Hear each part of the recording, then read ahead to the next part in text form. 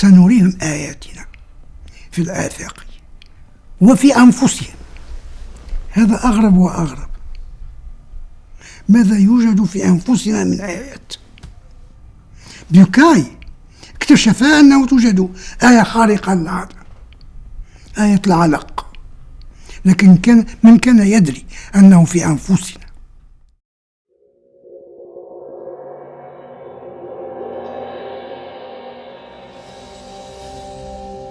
For the Quran, I see that I could not find something in contradiction with science. What, for you particularly, impressed you personally? What appeared in the Quran concerning physiology and reproduction. لقد خلقنا الإنسان في أحسن تقويم. In his search for scientific signs in the Quran, Dr. Bukai had found out that precise mechanisms and clearly defined stages of human reproduction are detailed in many passages. Those are described in simple terms and in strict accordance with what was to be discovered much later on. لولا أن أحد الفنانين الإيطاليين استطاع أن يدخل كاميرا دقيقة للغاية في رحم امرأة حامل وصور هذه المراحل، جاءت مطابقة دقيقة لوصف القرآن الكريم لها. Having categorized his scientific conclusions, Bukai indicates that fertilization is performed by only a very small volume of liquid, a fact repeated in the Quran 11 times. The Arabic word nutfa comes from a verb meaning to dribble, a drop, to trickle. Here it signifies the sperm because the word is associated in another verse with the word sperm. Verse 37, chapter 75. Was he not nutfa, a mere sperm drop, from mania, an emitted semen?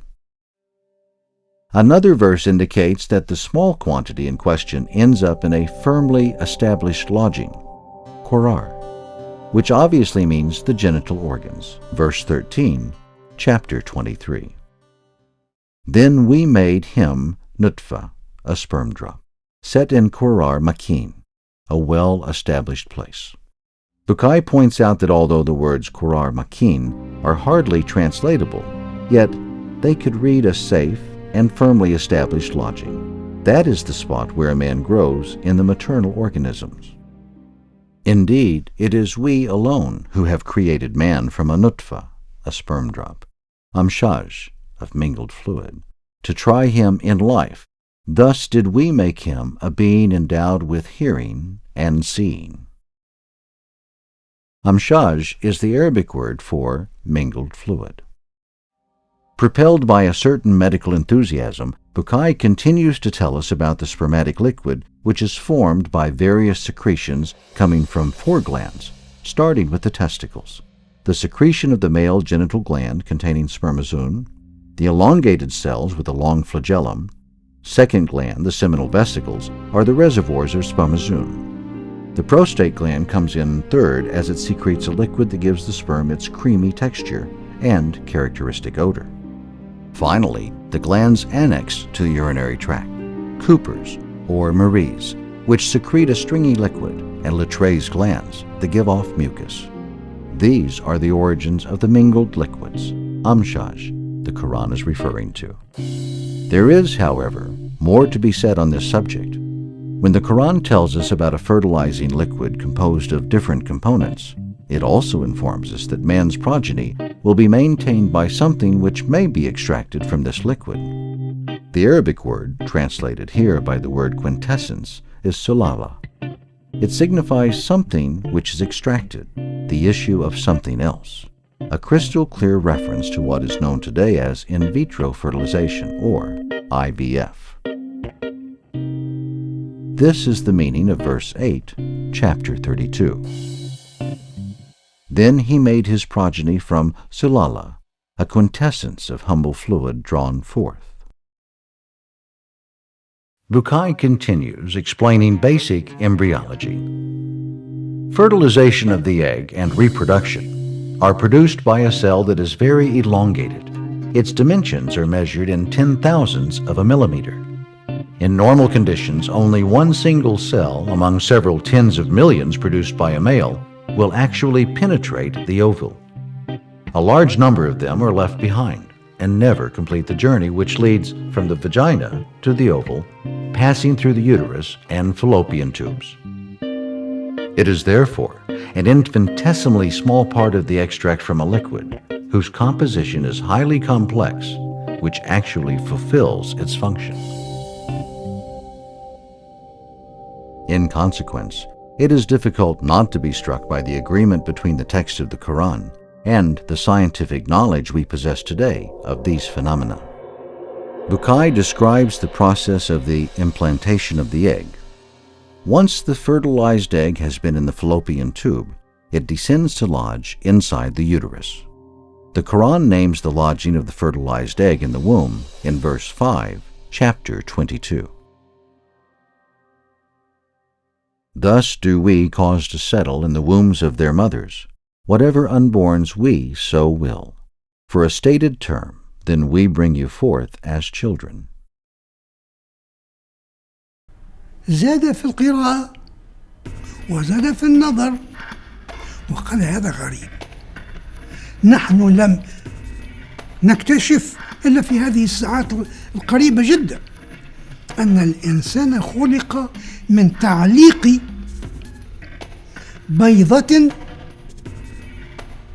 قد وقع إخصابها في رحم الأم. فكتب أول ما كتب دراسة عن تكوين الجنين في القرآن، وهي تطابق العلم الحديث تماما، وبعث برسالته هذه إلى المجمع الطبي الفرنسي، وهذا قد قاله هو لي بنفسه. The original meaning of the Arabic word alaq is something which clings. The act of clinging is described 5 times in the Quran, starting with verses 1 and 2, chapter 96. Read, O Prophet, in the name of your Lord, who has created. He has created man from a clinging thing. Morsel-like lump, or chewed flesh, is the translation of the Arabic word mudga. Flesh is laham. A distinction needs to be made here. The embryo is initially a small mass. At a certain stage in its development, it looks to the naked eye like chewed flesh. The bone structure develops inside this mass in what is called the mesenchyma. The formed bones are covered in muscle. The word laham applies to them. The Quranic description of the evolution of the embryo inside the uterus corresponds exactly to what we know today about it. As in verse 14, chapter 23. Then we created the sperm drop into a clinging thing. Then we created the clinging thing into a morsel-like lump. Then we created in the morsel-like lump bones.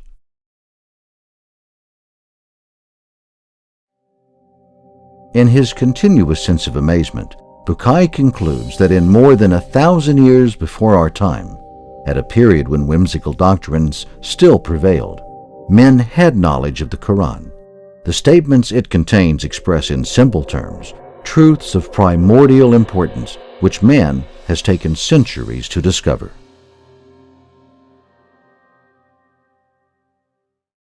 Verse 14, chapter 23. Then we created the sperm drop into a clinging thing. Then we created the clinging thing into a morsel-like lump. Then we created in the morsel-like lump bones. Then we clothed the bones with flesh. Thus do we bring him forth as an entirely different creation. So blessed be God, the best of creators.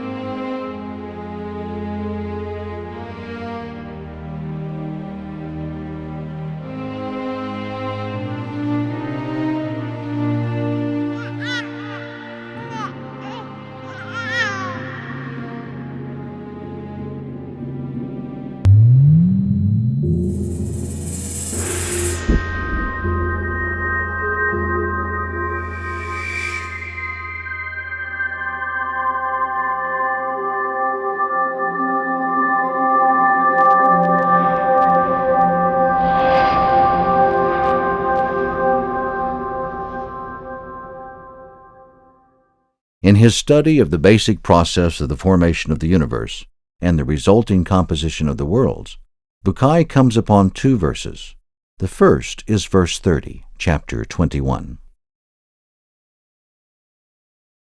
Have those who disbelieve not seen by the knowledge they acquire that the heavens and the earth were conjoined as one mass, then we clove them asunder.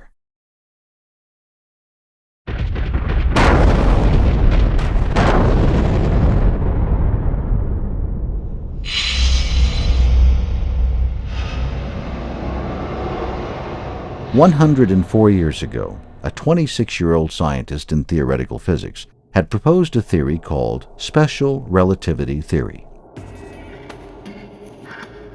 Albert Einstein's theory had scored in 1905 what was labeled the greatest scientific breakthrough since Isaac Newton's Principia of 1687. Following in the footsteps of Newton's laws, the relativity impacted a great many disciplines, including physics, mathematics, astronomy, chemistry, natural philosophy, and, of course, religious studies. With his 1916 general relativity theory, Einstein had been called the forerunner of modern scientific revolution. His groundbreaking formula of mass-energy equivalence, E equals mc squared, where E equals energy, m equals mass, and c the speed of light in a vacuum, implies that any small amount of matter contains a very large amount of energy. Some of this energy may be released as heat and light by nuclear transformations. The concept had led to the manufacture of atomic bombs just before World War II broke out.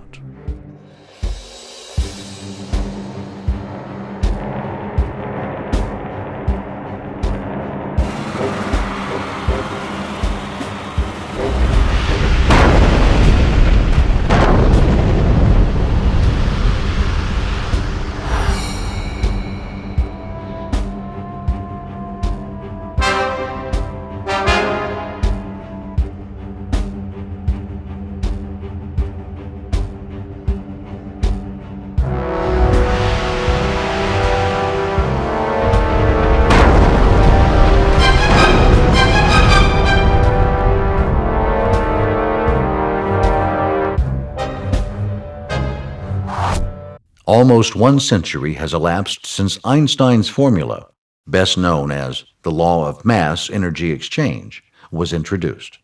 Today, a major breakthrough has just happened to prove Einstein was right both ways. But on the 20th of November, 2008, an international team led by Laurent Larouche from the Center for Theoretical Physics in France managed to prove that the theory is actually right from a subatomic perspective.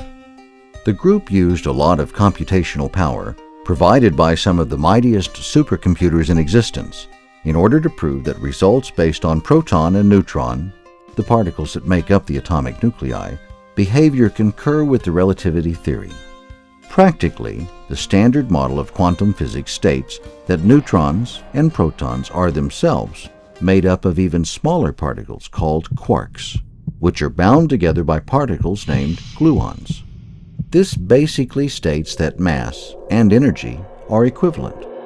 That is Einstein. But even more, energy can be transmuted into mass and vice versa. And that is new. Isn't this simply a physically sound explanation of the creation of the universe? The metaphysical question steps in. Who then had created and controlled the energy that transmutes into perceived mass? That is a question worthy of Isaac Newton. He posed his some 322 years ago, seeking an answer while scrutinizing the physical laws governing the solar system. The rudimentary answer he received was, God controls it all.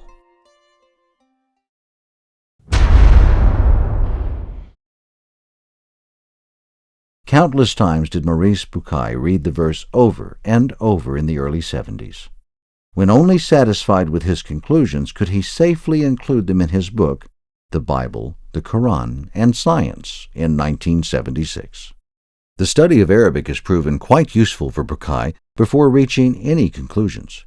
He says, in this verse we notice that the reference is made to a separation process, fatka, of a primary single mass, which elements were initially fused together, ratka. It must be noted that in Arabic, fatika is the action of breaking, diffusing, separating, and ratika is the action of fusing or binding together elements to make a homogeneous whole. Energy caused a mass to exist. Then the mass got blown up into energy with a bang, a big bang. The heavens and the earth were conjoined as one mass. Then we clove them asunder. Only two words, mass, cleft, explain the creation of the universe as we know it today, and in complete accordance with what a host of theoretical physicists, astrophysicists, nuclear physicists, and mathematicians have reached throughout the 20th century and at the onset of the third millennium. Having studied the verse indicating the nuclear fusion that caused the creation of the universe, Bucay goes on to find in verse 11, chapter 41, an indication of the gaseous state of the universe after the mass got cleft. Then he addressed the heaven while it was yet smoke. Bucay writes, here is a statement of the existence of a gaseous mass with fine particles, for this is how the word smoke, dukhan in Arabic, is to be interpreted. Smoke is generally made up of a gaseous substratum, plus, in more or less stable suspension, fine particles that may belong to solid and even liquid states of matter at high or low temperatures. He adds, the concept of the separation of a whole into several parts is noted in other passages of the Quran, with reference to multiple worlds. The second verse of the first chapter in the Quran reads, all praise is for God alone, Lord of all the worlds. Bucay concludes that the reference to multiple heavens and earths necessarily leads to the existence of multiple worlds. The word worlds is mentioned 73 times in the Quran. المعتقد أنه كان في وقت النبي الأرض في الوسط وحولها نجوم وحولها شمس تدور بها، عالم مضبوط ضيق معروف. أين العوالم؟ وجمع عالمين هو جمع الجمع، لأنه يقال عالم، عوالم، وعالمين.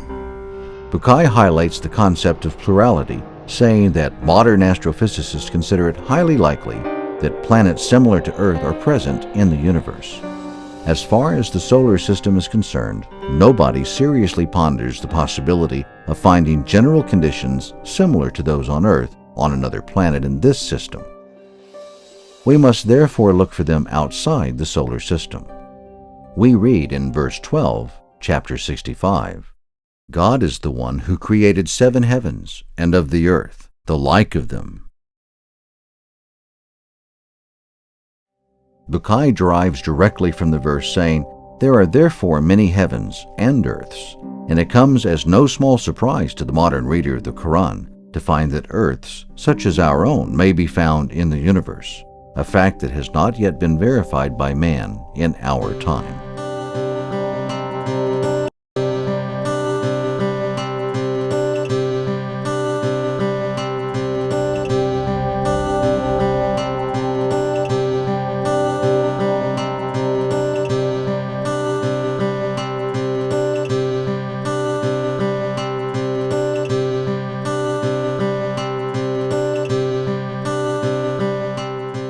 There was no way for Bucay in 1998, the year he passed away, to follow up the ongoing research and search far and away from science fiction for terrestrial planets, whether that be in our galaxy, the Milky Way, or in the spacious universe.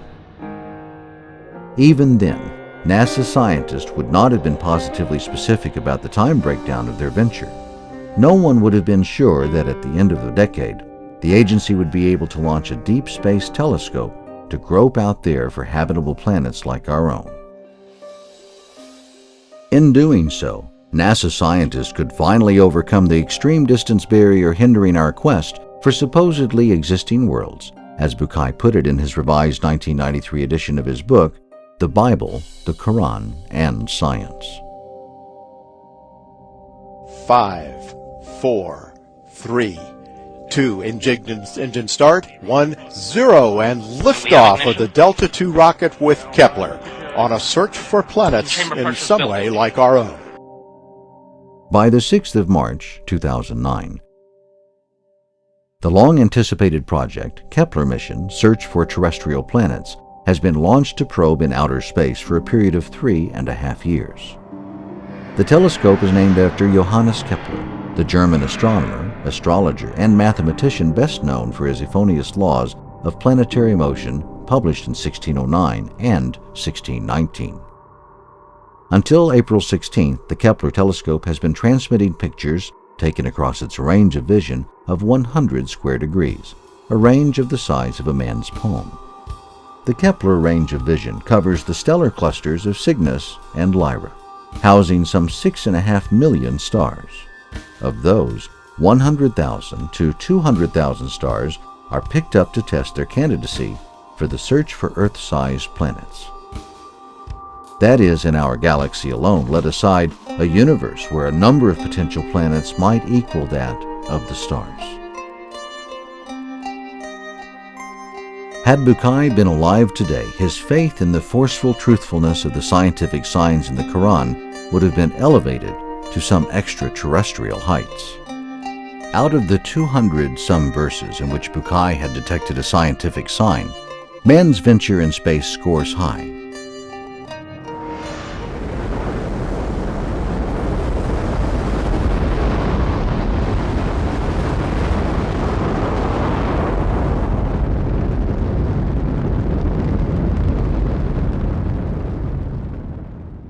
يا معشر الجن والإنس إن استطعتم أن تنفذوا من أقطار السماوات والأرض فانفذوا لا تنفذون إلا بسلطان. We read in verse 33, chapter 55. O fellowships of the jinn and of the humans, if you are able to penetrate through the outer spheres of the heavens and the earth, then do so penetrate them. Yet never shall you penetrate them but with an overwhelming authority.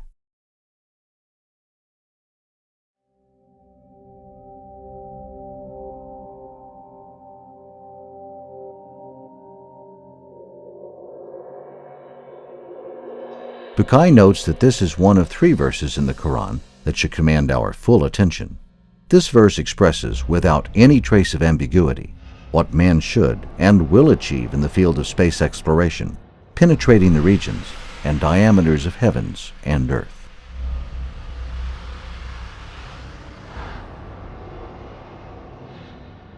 القطر لا يكون إلا في كرة والسماوات كلها كرات الكون كله وذلك بيسموه الكون الأحدب أو الكون المغلق أو المقفل على نفسه. Because of his outstanding mastery of the Arabic language, Bukai could lay his hand on the denotations and connotations of 3 conditional modes. He explains. The translation here calls for a bit of an explanation. The word if expresses in English a condition that is dependent upon a possibility and on either an achievable or an unachievable hypothesis.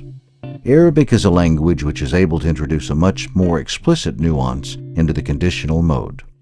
There is one word to express the possibility, idda, another for the achievable hypothesis, in, and a third for the unachievable hypothesis expressed by the word lao. The verse in question has it as an achievable hypothesis expressed by the word in. The Quran therefore suggests the material possibility of a concrete realization. This subtle linguistic distinction formally rules out the purely mystic interpretation some people have put on this verse. Bukai goes on to note that the verb to penetrate is the translation of the Arabic nafatha, followed by the preposition min. According to Kazimierski's dictionary, the phrase means to pass right through and come out on the other side of a body, like an arrow that comes out on the other side. It therefore suggests a deep penetration and emergence at the other end into the heavenly regions and outer spheres.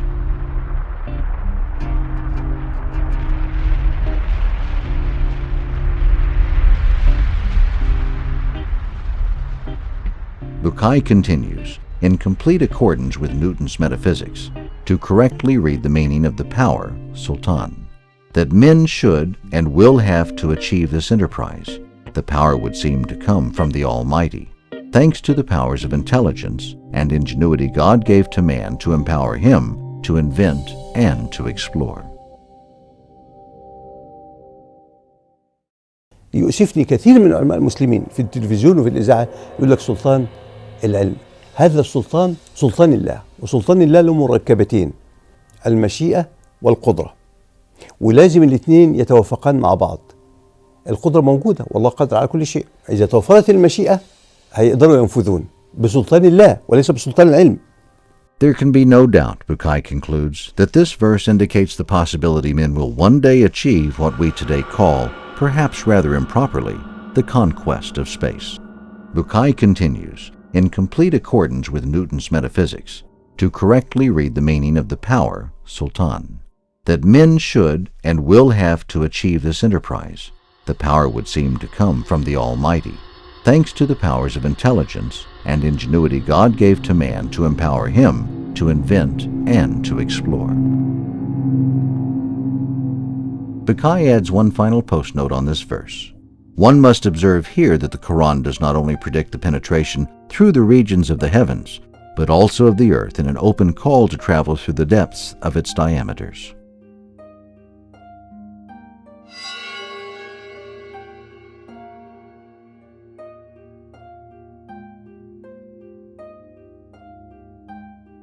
Between the deep water realms and the outer space regions, the human wonder is ever insatiable. It might sound corny, but the view is really out of this world. Right, a beautiful view.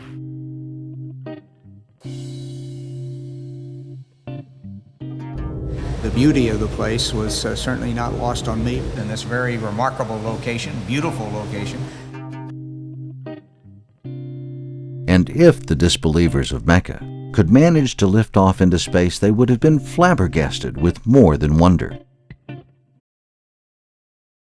Rather, even if we were to open for them a gate into the heaven above them, and they proceeded to ascend through it, still they would most surely say, "It is but our eyes that have been bedazzled. Rather, we are a bewitched people." In these two verses, 14 and 15, chapter 15, God obviously refers to the disbelievers of Mecca, describing their reaction to the overwhelming sights they would have encountered if they were able to raise themselves up to the heavens. He alludes to a hypothesis which will never be realized for them.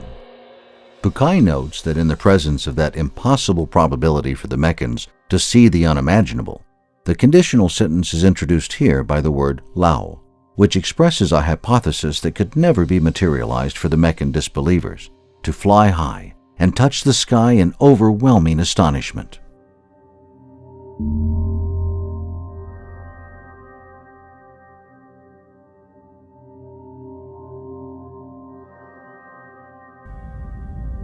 Что я вижу? Это гигантский мир. Я полземного шара сразу видел, и видно было, как кривизна земли какая. Но самое большое впечатление на меня произвело это невозможное сочетание этого физического явления. Черное небо, яркое солнце.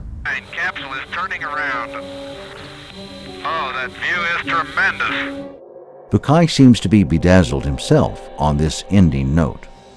Once more, it is difficult for me not to be impressed.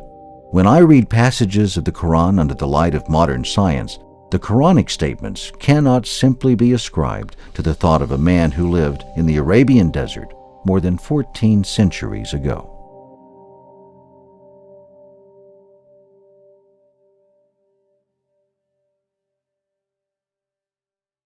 And that we have made, every living thing therein, from water?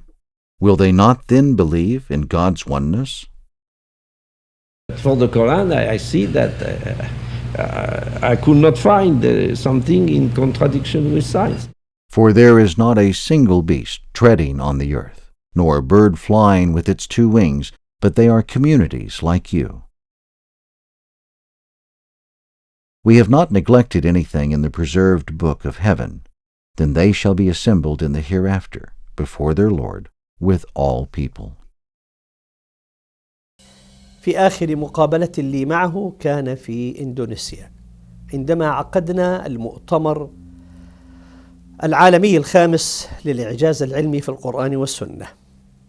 جلست أتحدث إليه فقال لي: أصدقك أني عشت أياما لم أعش كمثلها إطلاقا عندما كنت أتأمل في هذه الحقائق التي تهزني.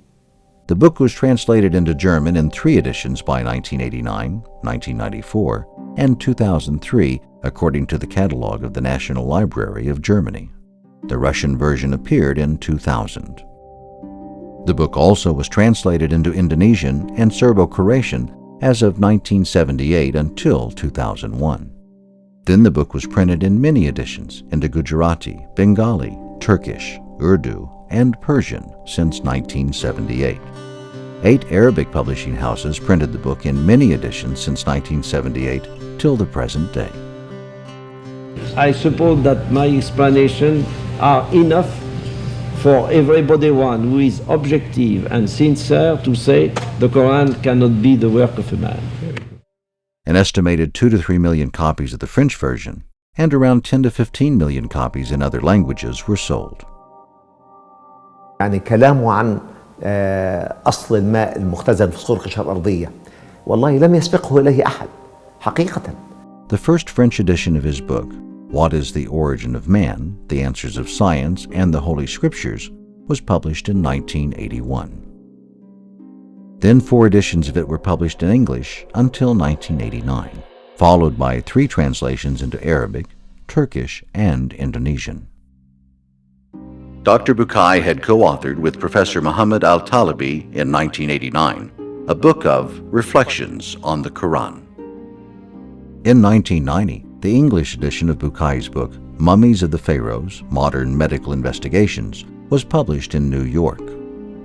The Bible, the Quran, and Science was awarded in 1986 the French Golden Book Award. The French Academy awarded Dr. Maurice Bukai the History Award in 1988 in appreciation of his book, Mummies of the Pharaohs, Modern Medical Investigations, published in 1987. In 1991, the French National Academy of Medicine awarded Dr. Maurice Bukai a prize in appreciation of his medical and scientific contributions. The first French edition of Bukai's last book, Moses and Pharaoh, Hebrews in Egypt, has appeared in 1995. In the future, maybe after several decades, when I shall be a dead man, many people among the scientists to take into account compatibility between religions and science.